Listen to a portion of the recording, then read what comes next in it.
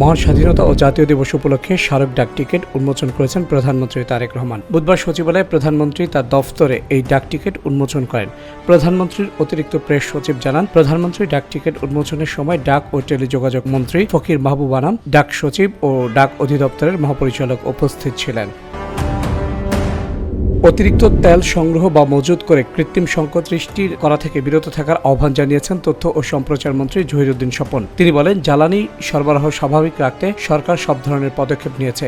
বুধবার তারেক রহমানের নেতৃত্বে গঠিত নতুন সরকারের 1 মাস পূর্তি উপলক্ষে আয়োজিত এক ব্রিফিংয়ে তিনি এসব কথা বলেন। তথ্যমন্ত্রী জানান, সরকারের 1 মাসে জনকল্যাণ ও সামাজিক সুরক্ষা বেশ কিছু উদ্যোগ নেওয়া হয়েছে।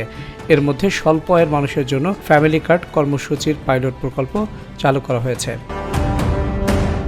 পাঠ্যবই ফুটবল, ক্রিকেট, দাবাসহ 7টি ক্রীড়া সম্পর্কিত পাঠ্য ও ব্যবহারিক বিষয় অন্তর্ভুক্ত করা হচ্ছে। প্রাথমিক বিদ্যালয়ের 4র্থ শ্রেণী থেকে উচ্চ মাধ্যমিক পর্যন্ত এই খেলাগুলো জাতীয় শিক্ষাক্রমে রাখা হবে। বুধবার শিক্ষা মন্ত্রণালয়ের মাধ্যমিক ও উচ্চ মাধ্যমিক বিভাগের একটি চিঠি থেকে এ তথ্য জানা যায়। চিঠি জাতীয় শিক্ষাক্রম ও পাঠ্যপুস্তক বোর্ডের চেয়ারম্যানকে পাঠানো হয়েছে। যুদ্ধ পরিস্থিতির কারণে কুয়েতের আকাশপথ বন্ধ থাকায় সেখানকার প্রবাসী বাংলাদেশিদের বিশেষ ফ্লাইটে বিকল্প পথে দেশে আনার উদ্যোগ নেওয়া হয়েছে। মঙ্গলবার বাংলাদেশ দূতাবাসের এক সংবাদ বিজ্ঞপ্তিতে এ কথা জানানো হয়।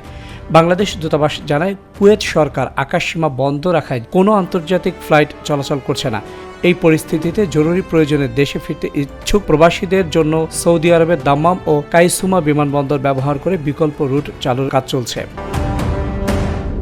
ইসরায়েল ও যুক্তরাষ্ট্রের সঙ্গে যুদ্ধ বন্ধের চুক্তিতে পৌঁছাতে ইরান 5টি শর্ত দিয়েছে বলে গত সোমবার হিব্রু সংবাদ মাধ্যমগুলো জানিয়েছে। ইসরায়েলি সংবাদ মাধ্যম চ্যানেল 12-এর প্রতিবেদন অনুযায়ী ট্রাম্পের ঘোষিত পরোক্ষ আলোচনার অংশ হিসেবে এই সংঘাত নিরসনে ইরান কিছুটা কঠোর আনুষ্ঠানিক দাবি তুলে ধরেছে।